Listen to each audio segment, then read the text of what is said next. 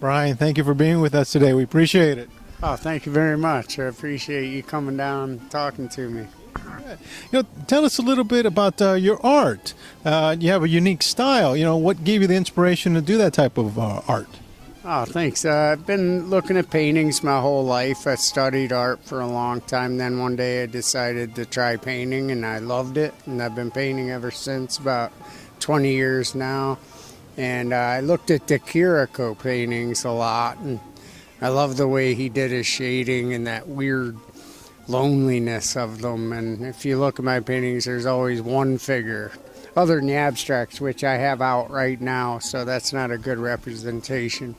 When I do figurative work, it's usually just one figure. Yeah, I just love painting. I noticed in these particular paintings, the color scheme is on the darker side, darker shades. Was that purposeful? Is that a theme, or does that just happen to come out in these particular paintings?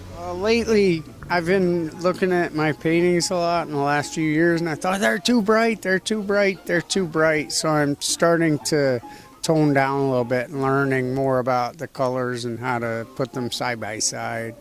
Because I'm more of an impressionist than anything else, but sometimes they're too bright.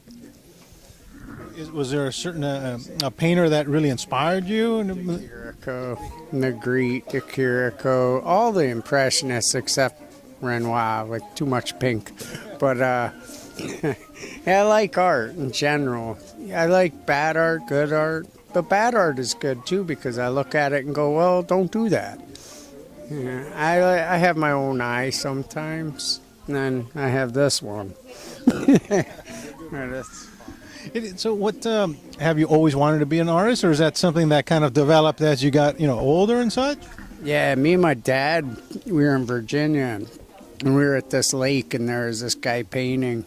He had a paint box easel, and he was painting a fountain that was there, and I had an ice cream cone, and I was licking it, and all of a sudden it fell in the water.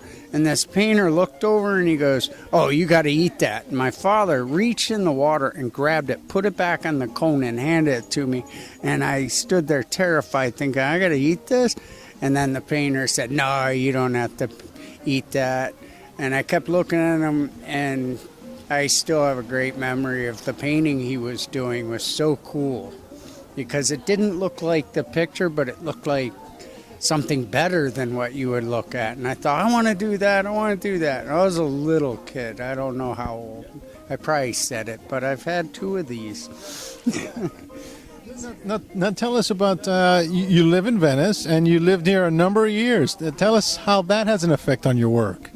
About 13 years. I went into the service in 1982, and right before I left for the Army, I came out to Venice, and I looked around, and I thought, wow, I got to come back. And I eventually came back, and here I am, and I don't think I'm a... How often do you do shows? I'm here every night. Every night, Channel 5, same bat channel.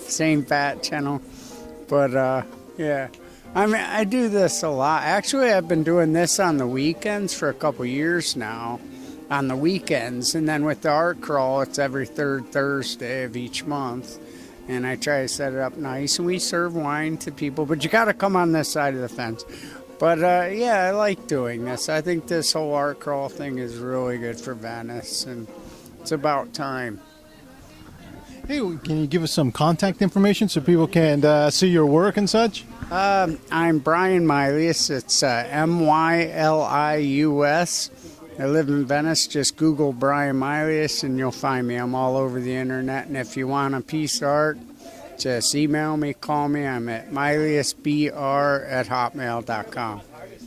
Hey, Brian, thank you very much for being with us. Thank you very much. All right. Thank you, Gus. You have a good evening. Thank you.